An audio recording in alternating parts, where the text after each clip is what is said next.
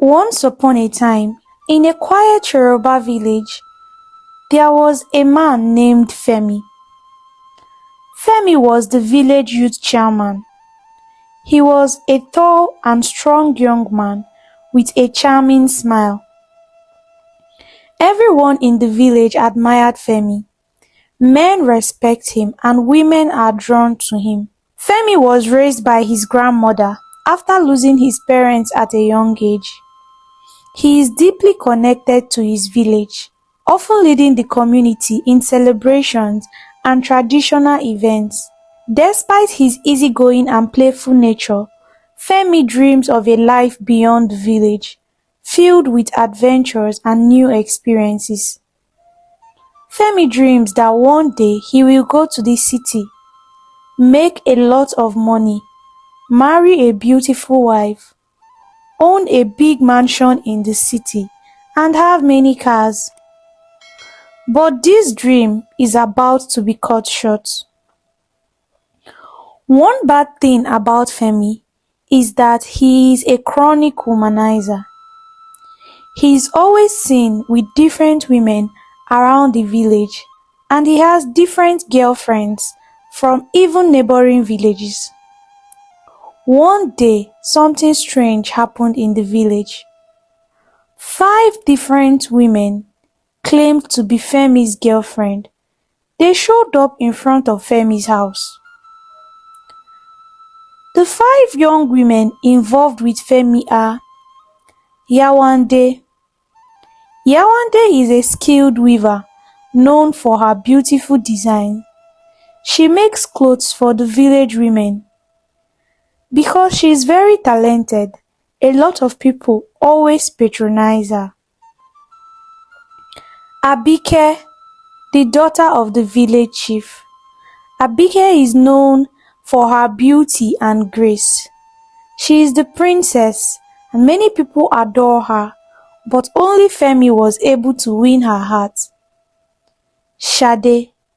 Shade is the quiet and thoughtful daughter of the village herbalist. She is a very strong healer. She usually helps the community whenever there is an illness. She was drawn to Femi due to his charm and handsomeness. Bisi is a lively dancer who brightens every festival. Her dance steps are very unique, and she is known both in her village and beyond. Ronke is the hardworking daughter of a farmer.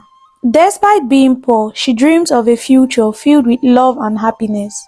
She genuinely has strong love and affection for Femi.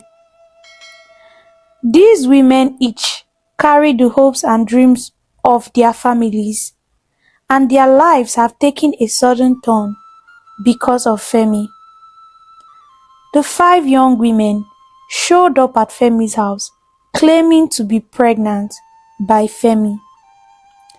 Babatunde, an elder in the village, is like a father figure to Femi, often offering him wisdom and advice.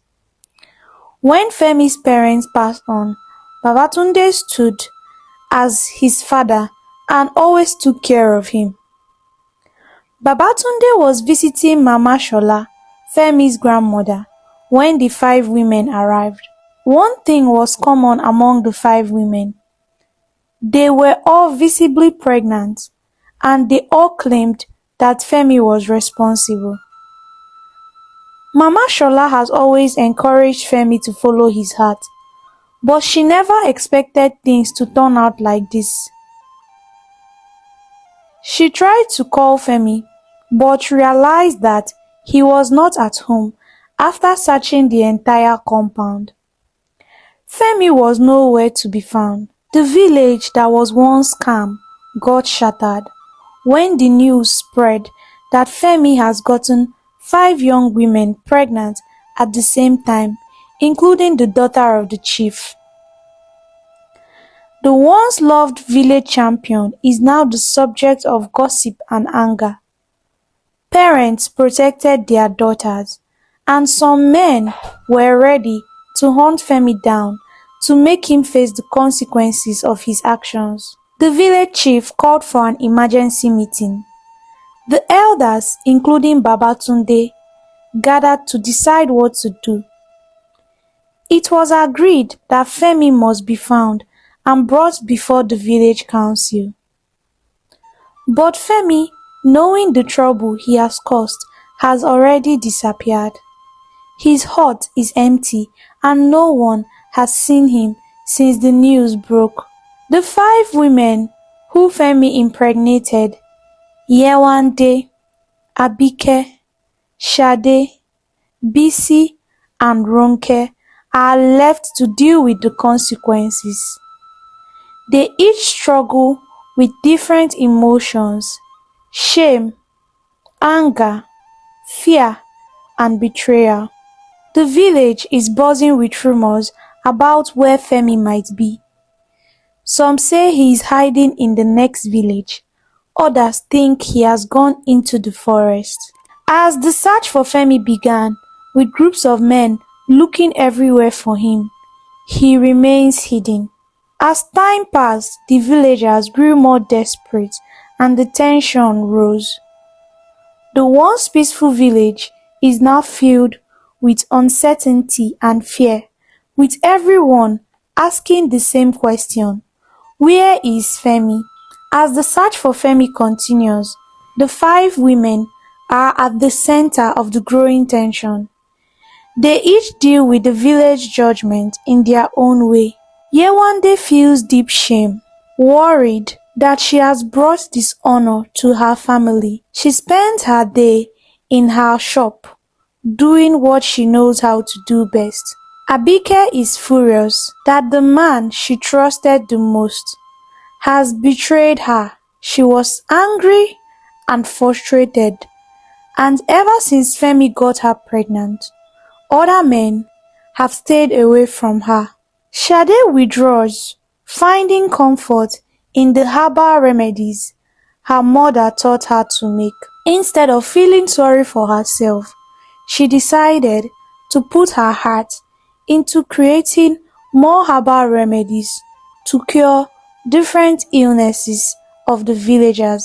Bisi expresses her pain through intense dancing, captivating the villagers with her performances despite being pregnant, although many worried that she continues dancing even when heavily pregnant. But this was the only way she could forget her sorrow. Ronke was practical as always. She thinks ahead about how she will raise her child in the village that may never forgive her. Abike is more angry. She could not believe that Femi was dating other women while seeing her, the chief's daughter. She felt deep shame. The search party grew frustrated as they found no trace of Femi. Adebayo, Femi's friend, led the search, but he secretly hopes that Femi remains hidden, fearing that his friend's downfall might also drag him down. Babatunde prays to the spirits for guidance, but their answers are unclear, leaving the elders unsure of what to do. A traveling merchant arrives in the village, claiming to have seen Femi in a distant town. This news rekindles the hope in the villagers, and a new search party begins. This time, they were determined to find Femi. But it turned out that the merchant's story is false. The villagers felt even more hopeless. During this difficult time, the 5 women began to bond over their shared experience. What started as feelings of jealousy and rivalry turned into a close friendship. They realized they need each other's support to face the village judgment. Together, they decided that if Femi is found, they will confront him. The turning point comes during the annual Yam Festival, a time for celebration for the village. But this year, the festival is overshadowed by the ongoing search for Femi. As the festival begins, whispers spread through the crowd. Femi has been spotted at the edge of the village, watching from afar. The five women, now united, decided to confront Femi. They walked through the festival, drawing the attention of everyone as they head towards where Femi was last seen. The villagers, sensing something important is about to happen, follow closely behind. When the women reached Femi, they found him hiding in the shadows, looking tired and scared. The once proud youth chairman is now a broken man, his confidence shattered by the weight of his actions. The women surround him, their eyes filled with anger and sadness.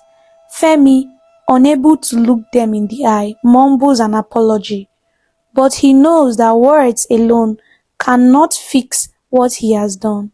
One by one, the women speak, expressing the pain and betrayal they feel. They did not hold back, revealing the emotional and physical toll Femi's action had taken on them. Femi listened in silence, his head bowed as the women reclaimed their dignity in front of the entire village. After the confrontation, the village is left to deal with the aftermath. Femi is brought before the village council where the elders decide his fate. The women, having spoke their truth, feel a sense of closure, but they know their journey is far from over. They must now face the reality of raising their children in a village that may never forget what happened.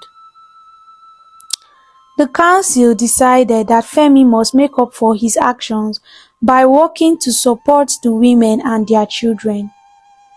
He is stripped of his title as village youth chairman and given the humble job of working in the fields and helping the women in whatever way they need. This punishment forced Femi to confront the consequences of his actions every day. The villagers who once looked up to Femi now see him with a mix of pity and disdain. But as time passed, their anger began to fade, replaced by a reluctant acceptance. The women, though still facing challenges, find strength in each other and in their children, who bring joy and hope for the future. Femi slowly begins to rebuild his life, not as a village champion, but as a man who has learned the hard way about responsibility.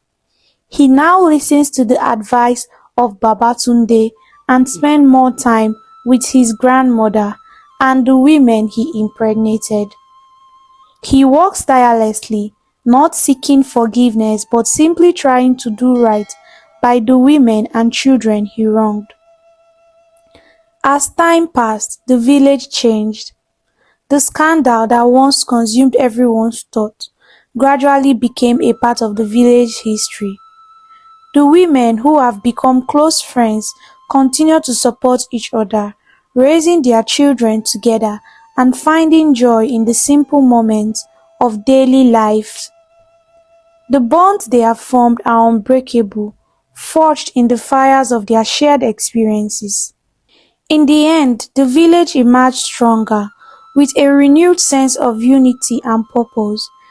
The Yam Festival, which once symbolized the height of conflict, now serves as a reminder of the power of community and the strength found in overcoming challenges together. Everyone in the village lived happily ever after. The villagers learned a lesson: to not bite more than they can chew. Femi stopped his terrible womanizing habits. He now became focused on working hard to provide for his 5 children and the 5 women he impregnated. He no longer had time to mess around with all the girls in the village anymore. This experience taught him a lesson that changed his life and his mindset forever.